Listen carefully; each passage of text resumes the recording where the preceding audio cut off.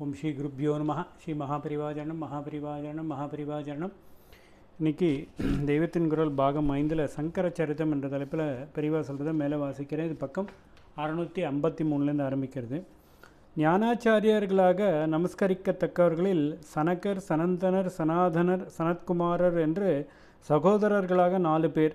அந்த 4 பேரையும் ஒன்று சேர்த்து பகவானின் 24 அவதாரங்களில் ஒன்றான குமாராவதாரம் என்பார்கள். குமாரர் என்று சொன்னதற்கு ஒரு காரணம், 4 பேரில் கடைசியானவரின் பேர் சனத்குமாரர் என்றிருப்பது.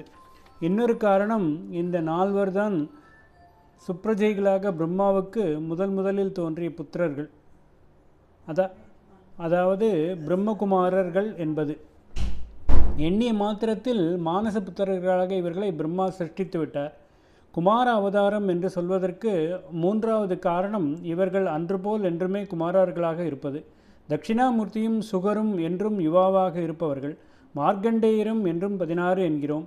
சனகாதி 4வரோ எவ்வனம் என்கிறவரை கூட போகாமல் என்றும் 5 வயசு பாலகர்களாகவே குமாரர்களாகவே இருப்பவர்கள். மகா ஞானிகளாக சுகர் மாதிரியே ஸ்திரீ புருஷ பேதம் தெரியாதவர்களாக பிறந்தவுடனே நிவிருத்தி மார்க்கத்துக்கு போய் பிரம்மஞானிகளாகிவிட்டவர்கள். மற்றவர்களுக்கும் ஞானம் அருளியவர்கள். இவர்களும் சாஸ்திரோத்தமாக சொல்லப்படும் சந்நியாச ஆசிரமம் வகித்தவர்கள் அல்ல. மொட்டைத்தலையும் காஷாயமும் இல்லாதவர்கள். சுகரியும் தத்தரியும் போலத்தான் இவர்களும் நிர்வஸ்திரமாக சஞ்சாரம் பண்ணிக்கொண்டே இருப்பார்கள். குழந்தைகளாக இருப்பதால் அதில் பாமரர்களுக்கும் கூட விகல்பம் தெரியாது. இவர்களையும் அதிவர்ணாசிரமிகளில்தான் சேர்க்க வேண்டும்.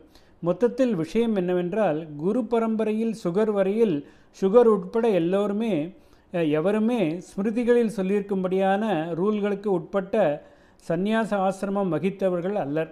ஆனாலும் பிரம்மஞான சுரூபங்களாக இருந்ததால் பிரம்ம வித்தியைக்கு ஆச்சாரிய புருஷர்களாக இருந்தார்கள். கலியில் கிரகஸ்தாசிரமத்திலிருந்து கொண்டு ஞானோபதேசம் செய்வது சரிவராது என்று பார்த்தோம்.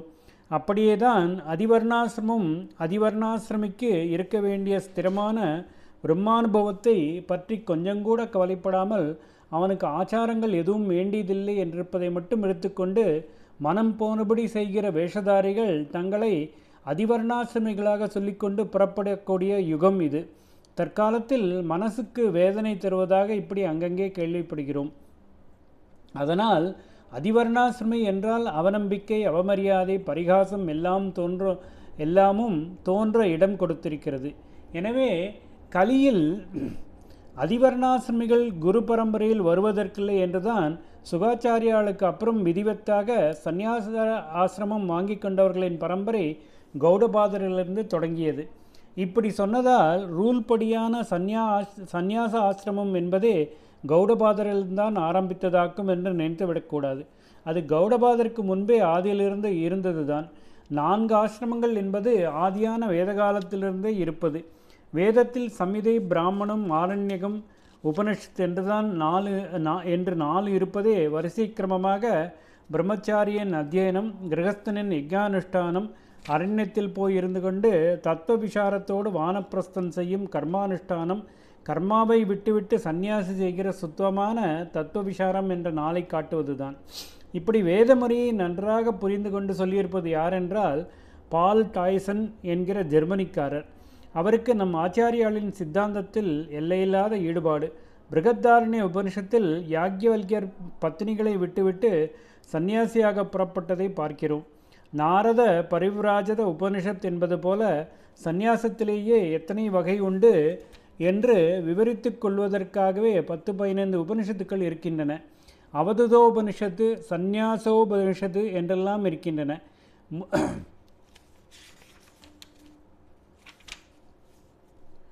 முதல் மனுஷனை பிறப்பித்தவர் மனு. அவரே எப்படி வாழ்க்கை நடத்த வேண்டும் என்று அவனுக்கு சொல்லிக் கொடுப்பதற்காக மனுஸ்மிருதி என்றும் மனு தர்மசாஸ்திரம் என்றும் சொல்லப்படும் நூலை பண்ணினார். அதிலும் அப்புறம் அந்த மற்ற ஸ்மிருதிகளிலும் 4 ஆசிரமங்களை சொல்லி துரியாசிரமமாக, அதாவது 4வது ஆசிரமமாக சந்நியாசத்தை விதித்திருக்கிறது.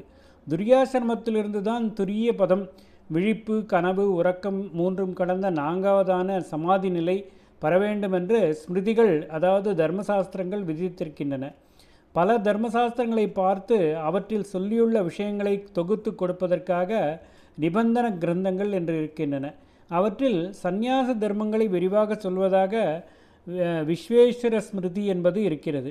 விஸ்வேஸ்வர சம்ஹிதை என்றும் சொல்வது ஆனபடியால் ஜீவ சிருஷ்டி ஏற்பட்ட நாளாகவே விதிவத்தான சந்நியாசிகள் உண்டு. அத்வைத சம்பிரதாயத்தையே முற்றிலும் தழுவியர்களாகவோ ஓரளவு தழுவியர்களாகவோ சந்நியாசியாகவும் அத்தியாசிரமையாகவும் இருந்த பூர்வீகர்கள் சிலை பற்றி ஆச்சாரியாலே பாஷ்யத்தில் குறிப்பிட்டிருக்கிறார்.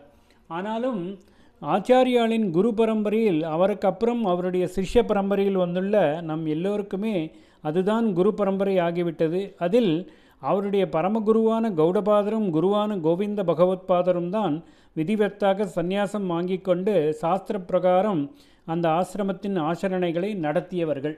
ஓம் ஸ்ரீ குருப்யோ நமஹ. ஸ்ரீ மகாபரிவாஜனம் மகாபரிவாஜனம் மகாபரிவாஜனம்.